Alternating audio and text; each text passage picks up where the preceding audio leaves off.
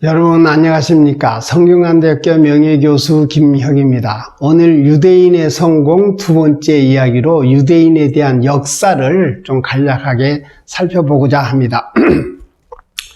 유대의 팔레스타인 지역은 고대에는 페니키아인들하고 유대인이 같이 이렇게 거주하는 그런 지역이었어요. 그래서 페니키아인들은 이제 해상 무역을 담당을 해서 굉장히 발달을 했고, 자유를 숭상하고 또 이렇게 부를 축적하는 것은 신의 축복으로 여기는 그런 민족이었습니다. 이 사상이 유대인들에게도 아주 깊이 박혀 있다. 이걸 우리가 알면 되겠어요.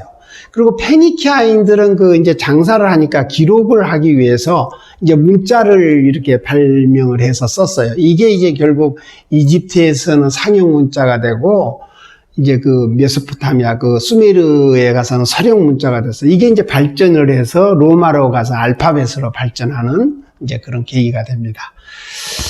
고대 로마 시대의 유대인들은 이제 소금 교육을 이제 시작을 하는데요. 초기에는 소금을 하는 게 아니라 이제 농업이나 목축을 해가지고 굉장히 가난했어요. 특히 이제 흉년이 들고 그러면은 그냥 먹을 것이 없고 그래가지고. 그래서 유대인들의 유대인들 상당 기간 동안 이집트로 이제 먹을 게 없어서 내려가서 거기서 이제 거의 노예 생활처럼 하다가 모세라는 아주 뛰어난 지도자가 나와서 유대인들을 이제 이집트에서 탈출을 시켜서 이제 이스라엘에 오죠. 한 40년을 광야 생활을 해서 들어옵니다.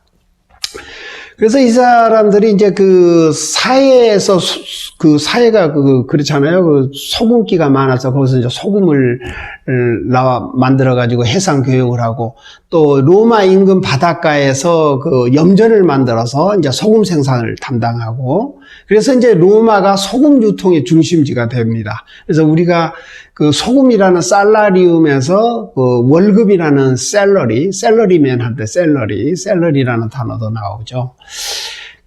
로마 이전의 유대인들은 이제 구약이라는 성경책에 보면은 이제 역사가 잘 나와 있어요. 다윗이 왕을 하고, 또 나라가 유대 왕국과 이스라엘 왕국으로 분열이 된다든가, 또는 아시에리아든가 바빌론에 의해서 포로가 된다든가, 알렉산더 대왕에 의해서 지배를 받고, 이런 식으로 이제 고난을 많이 받습니다.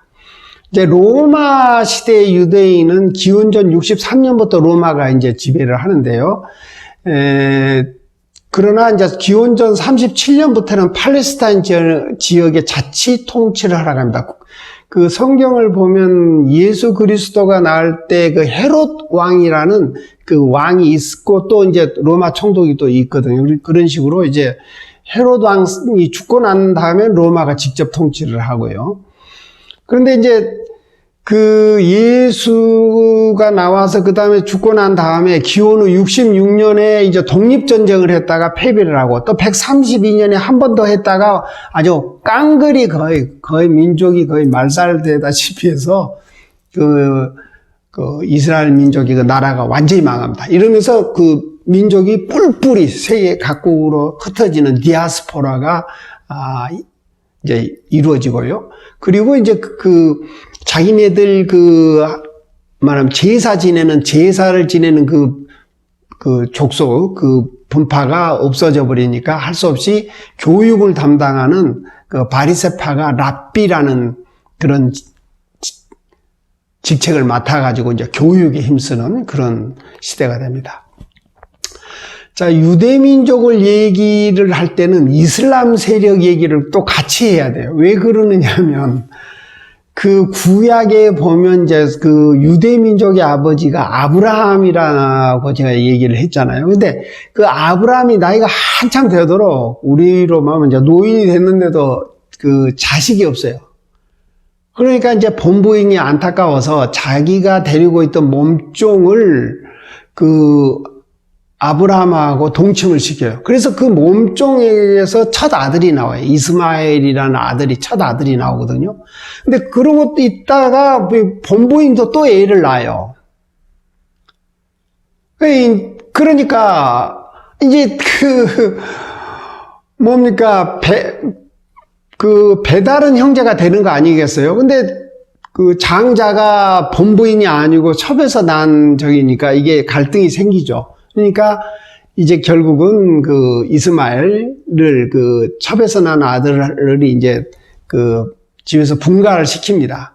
그 이스마엘을 조상으로 해서 한 게 이슬람 세력이라고요. 그 사람들이. 그러니까 이게 형제라 말하자면 이슬람하고 유대인은 그 아버지가 같아요. 아브라함이라는. 그러니까 지금도 그 이스라엘의 지금은 좀 무너진 성전인데 그 위에는 지금은 뭡니까.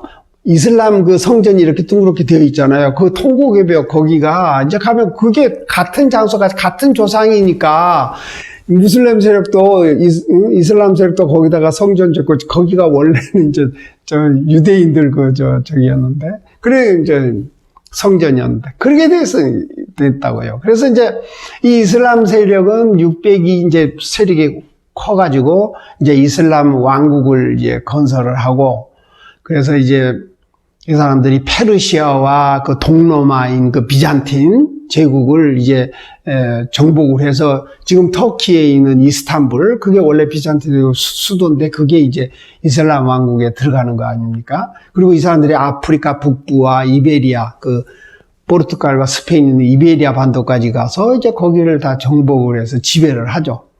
그러나 이 사람들은 유대인에게 꽤 관대했어요. 같은 그 조상을 갖고 있다. 그러고. 그래서 이제 많은 유대인들이 유럽에서 박해를 받았지만 이베리아 반도로 많이 내려간 거죠. 그러다가 이제 1492년에 스페인의 통일로 이슬람 세력이 이제 완전히 그 유럽 쪽에서 이제 물러나고 이제 스페인은 완전 독립이 되는 겁니다. 자, 유대인들은 대항해 시대 이후부터를 보면 우리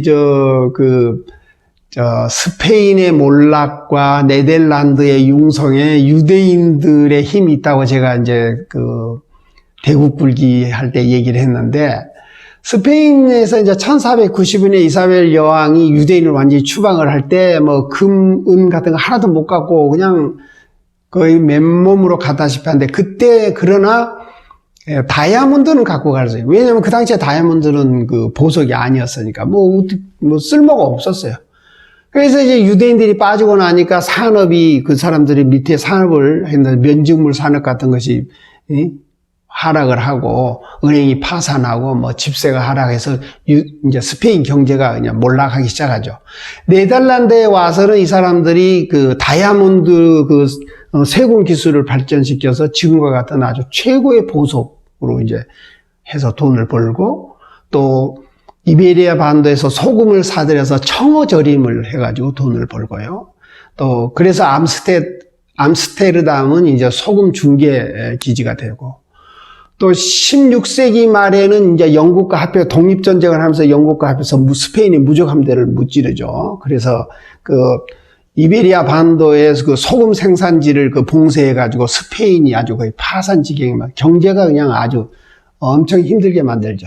그리고 유대인들이 우리가 그때 본 것처럼 동인도 회사를 만들어서 주식회사라든가 증권거래소 또 암스테르담 은행 같은 그런 시스템을 만들어줬죠. 예, 이렇게 해서 이제 유대인들이 어떤 역사를 가지고 이렇게 지내왔는가 하는 것을 살펴봤습니다. 감사합니다.